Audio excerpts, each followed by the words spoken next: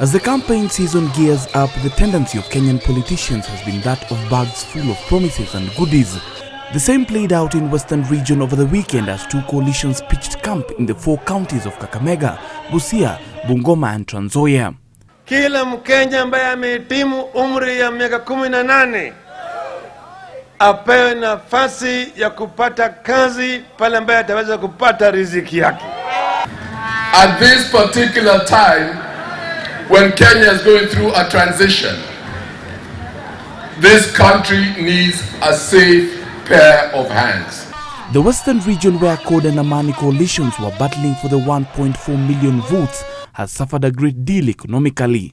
Having the pan paper factory shut down and several residents laid off, the sugar factories, which provide employment and income to the area residents, are on their knees. It looks like the politicians from western part of this country have really not looked at the fact that they were also in government. So they should have actually made noise to make sure that those things are done, because western part of this country is not another country. It is within Kenya.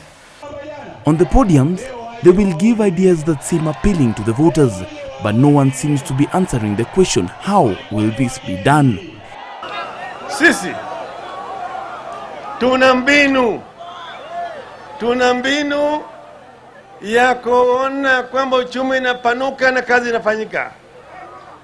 Upande wa ubinafsi kuona kama viwanda vinajengwa hapa na pale. If you look at the minister, for cooperatives, concentrated mainly in writing off debts of the cooperative movements in Central and Eastern region, and yet he was actually a minister for from the ODM side.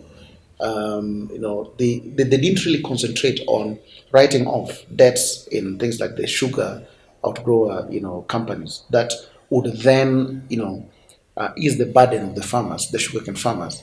Year in, year out, politicians who thrive on rhetoric and empty promises have escaped the wrath of Kenyan voters and got re-elected.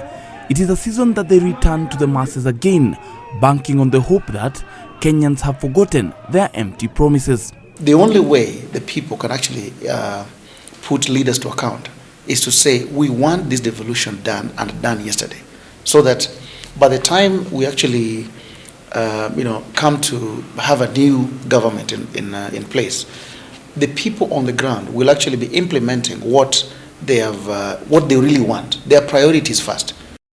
Osano, however, says that all is not lost, as the new provisions of the constitution that allow devolved system of government could enable electorates hold their leaders to account.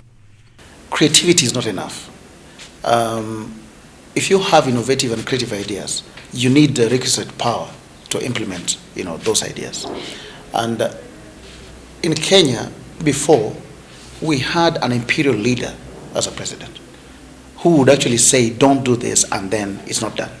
With devolution at hand and several leaders scrambling for positions created by the new constitution, the campaign ahead promises to be one of the most exciting in Kenya's history for those leaders who want the 6-month contract back that pays almost 60 million shillings.